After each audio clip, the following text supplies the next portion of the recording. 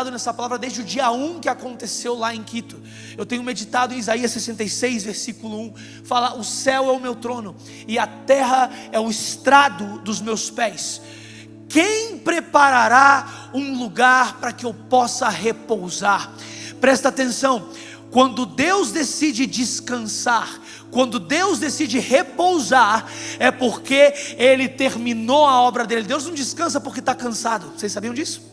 Quando a Bíblia fala em Gênesis capítulo 1, fala que Ele descansou, não é porque Ele estava cansado.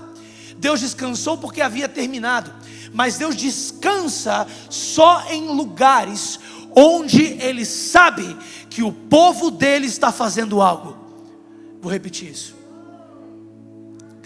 Os lugares que Deus escolhe para descansar são lugares que Ele vê: o meu povo está fazendo algo, eu não preciso me preocupar, então eu vou descansar. Não é verdade? Você só descansa quando você vê que está tudo sob controle, que está tudo funcionando bem. Mas ainda melhor, quando Deus decide descansar, Ele escolhe um povo também que vai entender o descanso nele. Quando Deus cria Adão e Eva, no 6º dia da criação, Deus deu uma ordem para eles: sejam frutíferos, multipliquem, subjuguem a terra. Mas o que foi que eles fizeram no dia 7? O que foi que eles fizeram? Eles trabalharam? Eles entraram no descanso do Senhor. Por quê? Porque todo o trabalho que nós fazemos para o Senhor tem que vir a partir do descanso no Senhor. Eu não trabalho para descansar, eu trabalho a partir do descanso. O problema é que nós queremos sempre trabalhar para descansar e não entendemos que existe um lugar de descanso no Senhor, onde Ele tem esse prazer em que nós descansemos nele, para que nós possamos fazer a partir do descanso. Vira para a pessoa que está ao teu lado e fala assim: você precisa descansar. E quando eu falo descansar, eu não estou falando de dormir, eu estou falando de entender que é o teu Pai que tem um descanso para você, e você não precisa trabalhar para descansar, mas você trabalha a partir do descanso. Nós temos um Deus que trabalha por aqueles que nele esperam. Quando você descansa no Senhor, você está esperando no Senhor, e você está entendendo que Ele está trabalhando enquanto você descansa. Eu já fui para outra direção, mas eu sinto que existe algo do Senhor para essa casa. Um lugar para que o Senhor possa repousar. Um lugar para que o Senhor possa descansar. Um lugar para que o Senhor possa ser não só bem-vindo, mas: Senhor, aqui está o teu lugar, aqui está o teu trono, vem e toma o teu lugar. Vem e toma o teu lugar. Nós sabemos que no Antigo Testamento Deus descansou sobre 2 lugares, mas no Novo Testamento Deus decidiu descansar sobre pessoas. Deus decidiu descansar em pessoas, na verdade. E agora, eu ainda creio, porque a história mostra isso pra gente, que um lugar onde Deus consegue descansar, não são só as pessoas que recebem o descanso do Senhor, mas o lugar onde essas pessoas se reúnem também recebem o descanso do Senhor. Nós podemos ver isso na história do avivamento. Podemos ver em Toronto, Pensacola, John Wesley, George Whitefield, todos esses grandes homens e mulheres de Deus na história, onde Deus descansou sobre uma nação, onde Deus descansou sobre uma cidade, onde Deus descansou. E sabe qual que era a minha oração? Antes de subir aqui, eu estava no quarto do hotel orando, e eu sei, e conversando com o pastor Vinícius, ele trouxe uma coisa, e isso mexeu o meu coração, porque essa cidade aqui é exportadora de avivamento. Não. E eu sinto no meu espírito, e a oração que eu fazia, enquanto eu orava por essa palavra, por esse momento aqui, eu falava: Deus, faz de novo. Ah, Deus, faz de novo como nunca antes visto. Tudo aquilo que foi exportado de Goiânia para todo o Brasil, Deus, faz de novo. todo aquele movimento de adoração faz de novo, todo aquele movimento de cura faz de novo, todo aquele movimento de plantação de igrejas faz de novo, todo aquele movimento de curas, sinais, evangelismos, conferências grandes faz de novo, todo aquele movimento que afetou essa região e tocou o Brasil faz de novo. Essa é a minha oração, essa foi a minha oração. Espírito Santo de Deus, faz de novo, faz de novo. Onde estão as pessoas que estão dispostas a clamar para que Deus faça de novo? Onde estão as pessoas dispostas a clamar para que os céus se rasguem mais uma vez e que Deus faça de novo? Na verdade, onde estão as pessoas dispostas a cavar os poços entulhados nessa cidade, assim como Isaac cavou os poços que foram entulhados, que o seu pai um dia tinha cavado, para que as águas começassem a brotar? Repete comigo: tem água nesse solo. Não importa quanto entulho tem água nesse solo. Não importa quanta sujeira tem água nesse solo. Água viva, água viva, água viva.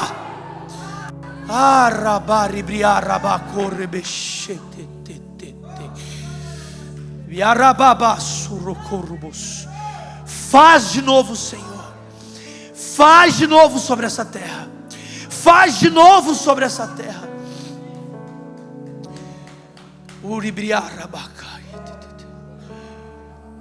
Não virá como antes. Eu falo isso pelo Espírito. Não virá como antes. Virá de uma forma que vocês vão ter que discernir. Tudo que Deus faz, Ele nos dá a habilidade de discernir. Não virá como antes. Talvez como antes foi algo gigante, forte, agressivo. Mas e se dessa vez é só com uma mão, do tamanho da mão de um homem, em que você pode reconhecer que a chuva está por vir, em que você pode reconhecer: eu já mudei toda a palavra, eu tenho uma palavra preparada, mas eu já mudei tudo.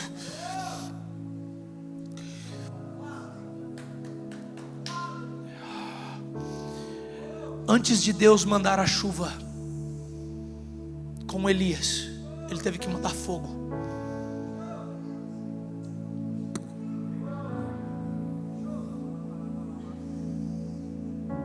O fogo purifica, o fogo refina,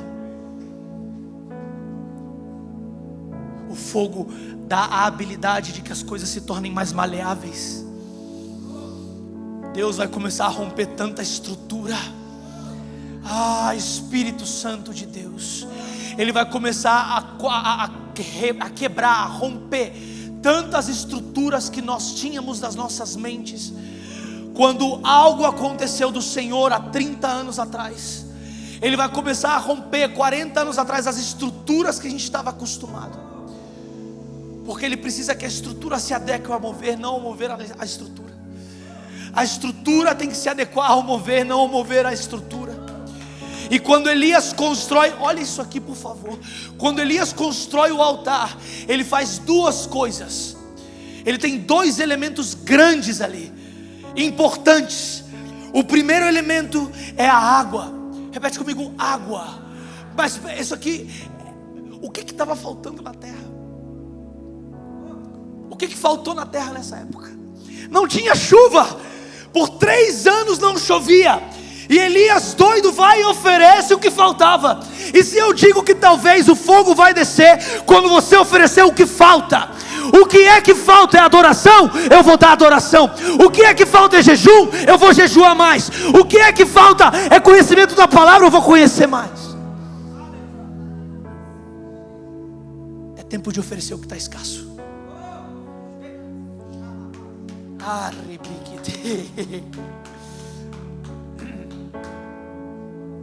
E não só isso, o outro elemento eram pedras, que na verdade eram 12 pedras.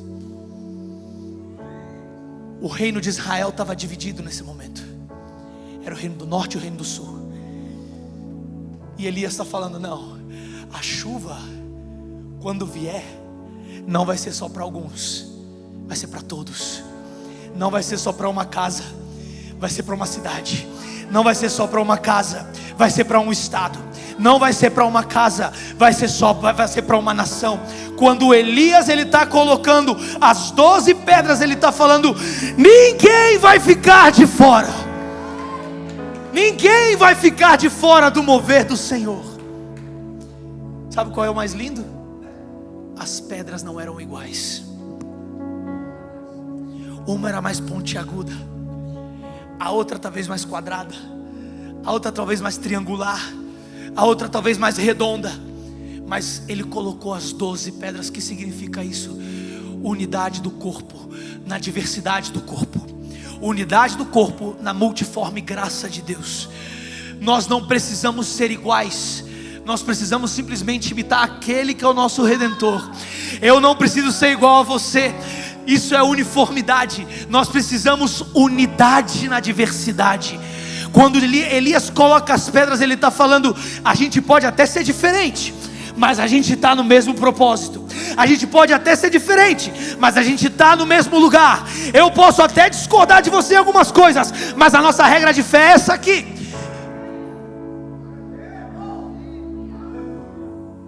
E a Bíblia fala que Elias orou e pediu pela chuva. E quando a chuva vem, na verdade o fogo, ele orou pedindo pelo fogo.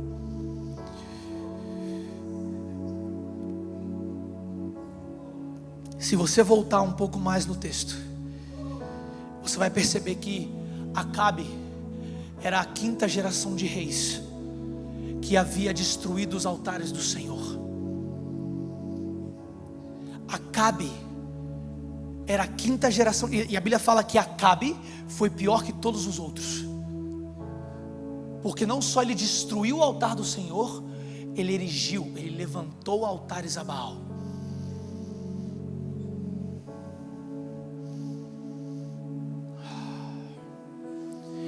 Por isso que quando Elias constrói o altar, a gente pensa pelos versículos que a gente lê de 1 Reis 18. A gente lê os versículos, a gente fala assim: não, ele demorou minutos fazendo aquilo ali. Ele falou: não, eu vou ter zelo para construir o altar do Senhor. Eu vou ter zelo para construir o altar, para que o Senhor possa se manifestar. Eu vou ter zelo para limpar o meu coração. Eu vou ter zelo para buscar santidade. Eu vou ter zelo para buscar um encontro com Ele. Eu vou ter zelo para que a minha casa, as minhas finanças, a minha família estejam em ordem. Eu vou ter zelo para que a minha igreja possa viver algo do Senhor. Eu vou ter zelo e vou construir um lugar para que o Senhor possa vir e purificar e derramar do fogo dEle.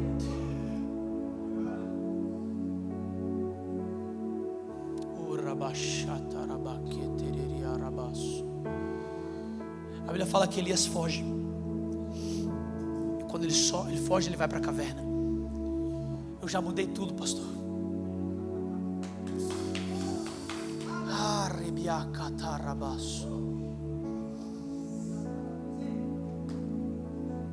E quando ele chega na caverna, ele está com o servo dele. A Bíblia fala que ele se ajoelha. Eu pulei algumas partes da história para chegar aqui, mas ele se ajoelha e coloca a cabeça entre os joelhos. Ele não sabia o que estava acontecendo, ele só estava ali. Ele fala: vai ver se tem algum sinal. Não tinha. Vai ver se tem algum. Não tinha. Quando ele vê, ele fala assim: mestre, eu vejo uma nuvem. Eu vejo uma nuvem do tamanho da mão de um homem.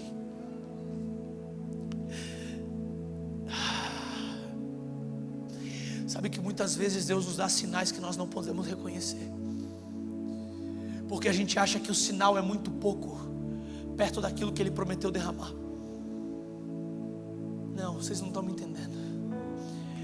A gente às vezes está buscando por um sinal gigante, mas na verdade o Senhor Deus quer testar a tua atenção, se você pode perceber que sinais que às vezes não parecem nada, carregam o potencial de uma chuva, carregam o potencial de uma tempestade. É como Moisés andando no deserto. Era muito comum naquela época que as sarças se queimavam, era muito comum, mas ele olha para aquela sarça e ele fala: tem alguma coisa diferente aqui nessa sarça. E a sarça chama Moisés para um encontro. O Senhor Deus, através da sarça, ele escuta a voz e ele vai até a sarça que não se consumia. Agora presta atenção, quantos sinais mais o Senhor Deus vai ter que mostrar que existe uma nuvem sobre essa cidade? Quantos sinais mais o Senhor Deus vai ter que mostrar para que você possa perceber que existe uma chuva que Ele está por derramar?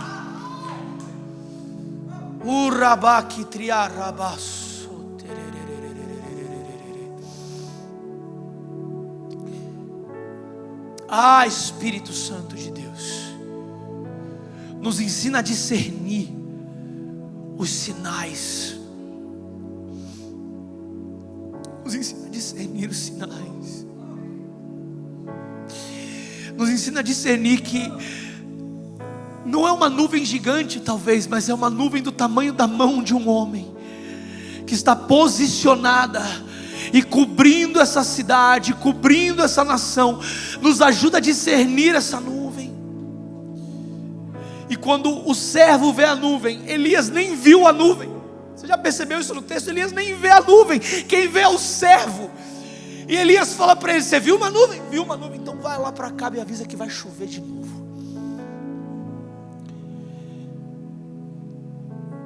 Às vezes a gente quer ver para crer, e se outros já estão vendo? E se outros já estão vendo aquilo que Deus está por derramar, e você está falando: não, é só isso? Realmente é só uma noite de avivamento? Realmente? Peraí, meu amigo, não é tanto assim. Meu amigo, não é tanto assim?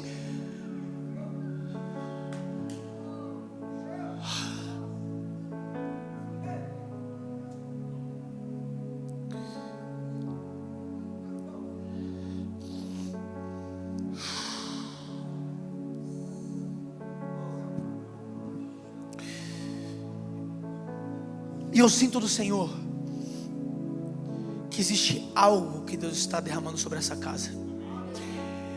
Eu pude ver no meu espírito, antes de vir para cá, como se azeite, óleo fresco começasse a ser derramado.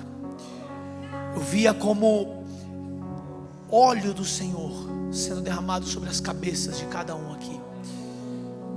E o Senhor me mostrou o texto de 2 Reis capítulo 4. Eu não sei se você está reconhecendo o que está acontecendo aqui, mas talvez eu venho de fora, e eu quero dizer o que está acontecendo aqui. Porque quando aconteceu o que aconteceu, em janeiro na verdade, quando aconteceu algo do Senhor, uma noite que nós tivemos, as 7 noites de avivamento que fazemos todo ano, Deus derramou algo muito forte sobre nós como igreja. E eu estava com um homem de Deus, Duncan Smith, o presidente do ministério Catch the Fire, que é um ministério onde aconteceu o avivamento de Toronto. E eu sentei com ele e falei: Duncan, me ajuda a reconhecer o que está acontecendo. Eu sei que Deus está fazendo alguma coisa, mas eu preciso entender e reconhecer o que Deus está fazendo. E ele virou para mim e falou assim: Daniel, você não tem ideia do que está acontecendo aqui. Eu falei: realmente eu não tenho. Eu só sei que a presença de Deus está aqui, mas eu não sei o que está acontecendo. E ele virou para mim e falou assim, eu vou falar isso com toda...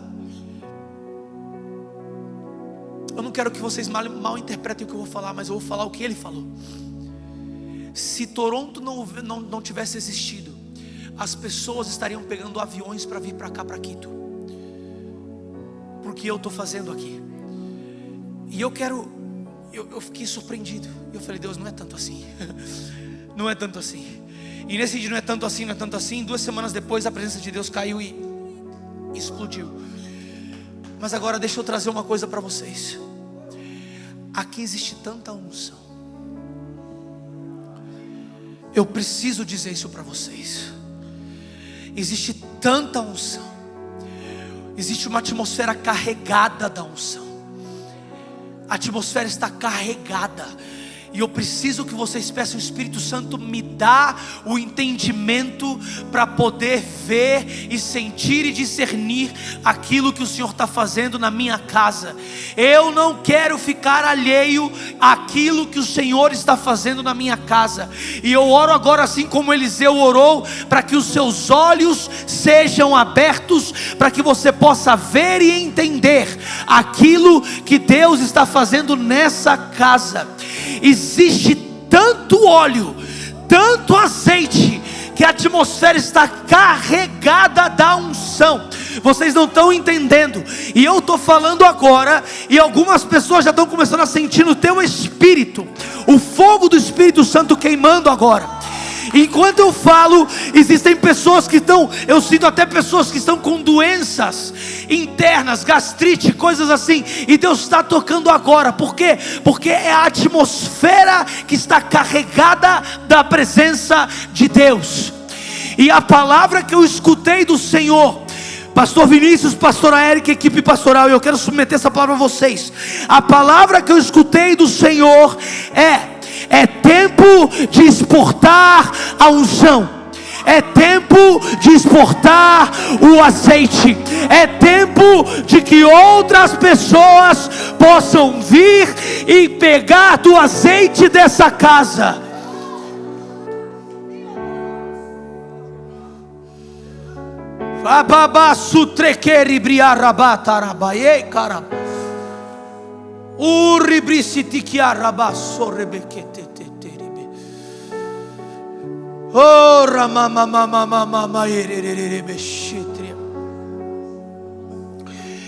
Sabe que 2 Reis capítulo 4 é o texto das vasilhas vazias.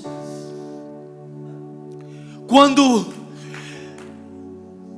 a mulher de um profeta, eu não vou ler o texto, você pode abrir e ler na tua casa. 2 Reis capítulo 4, versículo 1 ao 7. A palavra conta a história de uma mulher que o esposo dela era dos profetas que caminhavam com Eliseu. E essa mulher, o esposo morre. Quando o esposo morre, o que acontece é que essa mulher fica com dívidas para pagar. E os credores estavam vindo para pegar os filhos dela, para poder levar os filhos dela. E essa mulher chega para o profeta Eliseu e fala: profeta, o meu marido morreu, querem levar os meus filhos. E o profeta fala assim: o que eu farei contigo, mulher? E ele pergunta para ela e fala assim: o que você tem na tua casa? E essa mulher responde para ele: a tua serva não tem nada.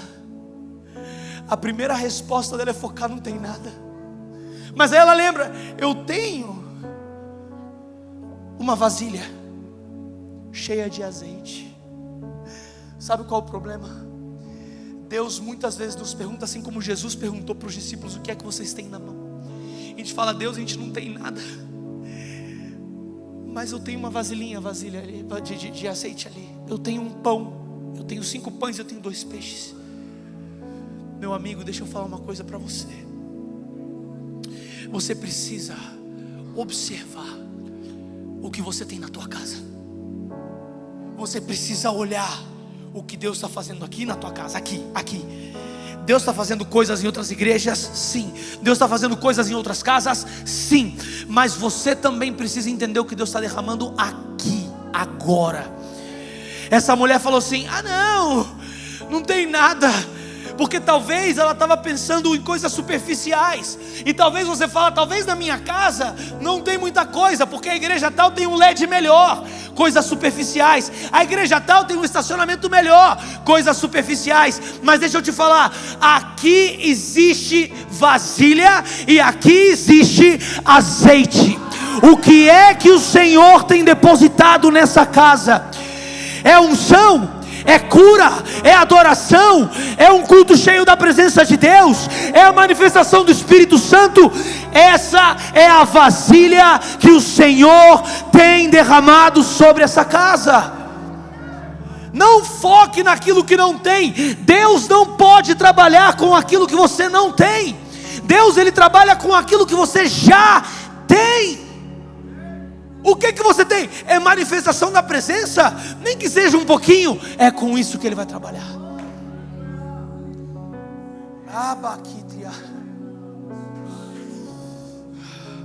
E se eu digo para você que eu não estou vendo só uma vasilha aqui dentro, tem pelo menos 400 vasilhas aqui dentro, cheias do azeite do Senhor. E o Senhor, Ele vai continuar transbordando do azeite que está nessa casa.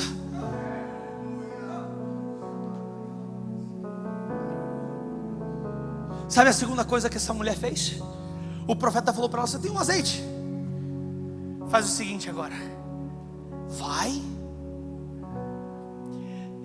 e pede para os teus vizinhos outras vasilhas. Repete comigo: evangelismo. Essa mulher, ela teve que mudar a mentalidade dela. Agora a minha casa não vai ter só uma vasilha cheia. A minha casa vai ter uma vasilha cheia, muitas vasilhas vazias, porque o texto fala não poucas vasilhas vazias. E quando tenha vasilhas vazias, o azeite vai derramar, o azeite vai multiplicar. Sabe por quê? Porque azeite que não transborda é azeite que envelhece. Por isso tem muita gente vivendo do azeite da temporada passada. Tem muita gente vivendo da unção que Deus derramou na temporada passada. Mas Deus está falando, existe um novo transbordar, existe um óleo fresco, existe um azeite que não vai parar de jorrar. Mas qual que é a condição? Eu preciso de vasilhas. Eu preciso de mais vasilhas. Eu preciso dessa cidade sendo revirada de cabeça para baixo. Eu preciso dessa cidade sendo transtornada, virando de ponta cabeça. Assim como em Atos 17, que os discípulos chegaram numa cidade e o cara fala assim: quem são esses que têm transtornado o mundo, têm colocado o mundo de cabeça para baixo? Sabe quantos eram? Só 2. Em uma cidade de 600 mil pessoas. O cara estava com medo, em uma cidade de 600 mil pessoas, que 2 pessoas fossem causar um reboliço na cidade. Quanto mais 400 pessoas. Se somar os 2 cultos, 800, 900. Quanto mais 900 pessoas.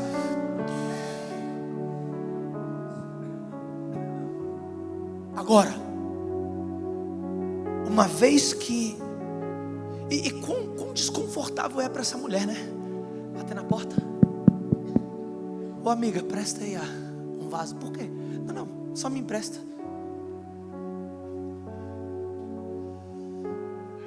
Às vezes é sair da tua zona de conforto para poder falar de Jesus para alguém, para poder impor as mãos sobre os enfermos no meio da rua, para que eles sejam curados, para poder alimentar o necessitado. Aí vem a terceira coisa, porque agora ela angariou todas as vasilhas possíveis na aldeia. E eu fico pensando, pastor Vinícius, eu fico pensando, que desconfortável que ficou a casa dela para morar. Que desconfortável. Porque a casa dela agora era um estoque de vasilhas vazias. Eu imagino que os filhos dela estavam brincando até como Chaves, entrando no barril e dormindo dentro dos vasos de barro. Como é que eles dormiam? Sabe por quê? Porque ela estava no ambiente onde se gera um milagre. E o ambiente que se gera um milagre normalmente é um ambiente desconfortável. O ambiente de gerar um milagre é um ambiente desconfortável. Porque agora, com muitas vasilhas vazias, não tinha onde sentar. Eu já estou profetizando em nome de Jesus. Não vai ter onde sentar. Pode fazer 5, 10 cultos, não vai ter onde sentar.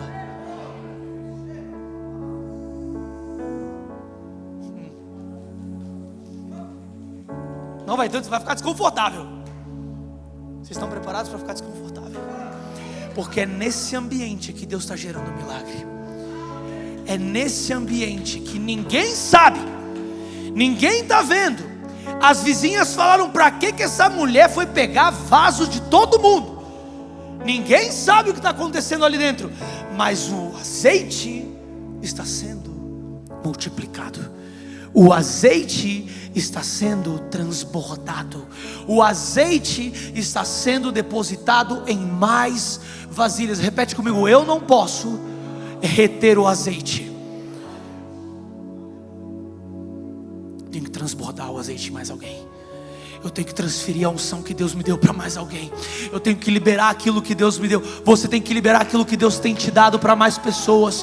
Você não pode reter isso para você, porque se você retiver para você, vai ficar velho. A unção só se renova à medida que transborda. Não existe a menor possibilidade de que a unção permaneça em você e permaneça forte. Agora, sabe qual que é o melhor? Eu vou terminar com isso se a gente vai orar, porque eu sei que ainda tem ceia. Tem ceia? Posso ir? Eu falei pro pastor Vinícius que se dá um microfone e fala assim: tira o tempo, para um carioca vai dar ruim. Eu sou carioca.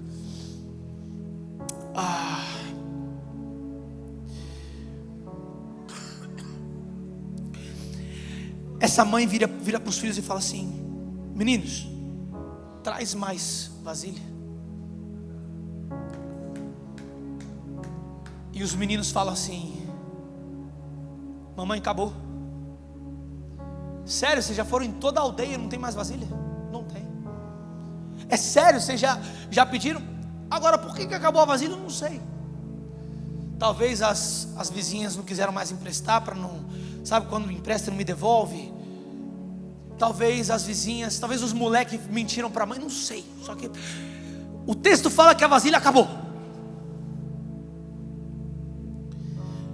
As vasilhas estavam todas cheias. Presta atenção nisso aqui, porque isso aqui é muito importante. Essa mulher chega para Eliseu e fala: profeta, acabou as vasilhas, está tudo cheio. O que ele falou? Vocês lembram o que ele fala? Agora vende, paga as tuas dívidas e vive com o que sobra. E se eu falar para você que essa mulher, na aldeia, ela abriu uma loja chamada a Casa do Azeite. Quem quisesse comprar azeite tinha que ir na casa dela. O ambiente que foi gerado no milagre agora está pronto para exportar o milagre. E as outras casas agora na aldeia estão falando assim: eu preciso de azeite. Onde eu posso conseguir azeite? Na casa da viúva. Onde eu posso conseguir azeite para acender a minha lâmpada? Na casa da viúva. Onde eu posso conseguir unção? Na casa da viúva. Onde eu posso conseguir o azeite, que é o bálsamo para curar? Na casa da viúva. E eu sinto que essa palavra é para vocês.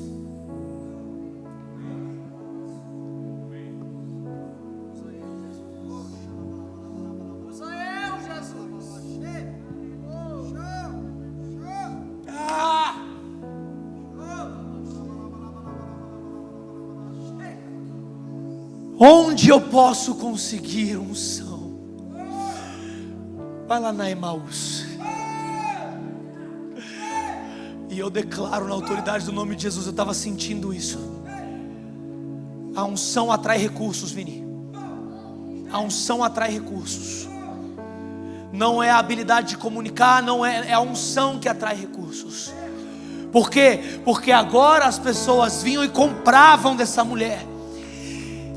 Aonde eu posso encontrar uma casa cheia da unção para que eu possa exportar essa unção? Vai lá na Emaús. Vai lá, porque lá tem muito vaso, tem muito azeite. Onde eu posso encontrar cura? Lá na casa do azeite, lá na Emaús. Onde eu posso encontrar libertação para minha casa? Vai lá na Emaús. Onde eu posso encontrar um louvor que quebra o jugo? Vai lá na casa Emaús. Onde eu posso encontrar milagres, sinais, prodígios, maravilhas? Vai lá na Emaús.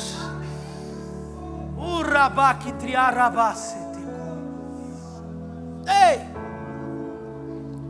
onde eu posso encontrar azeite? Por isso que eu sinto que há um tempo de promoção para essa casa.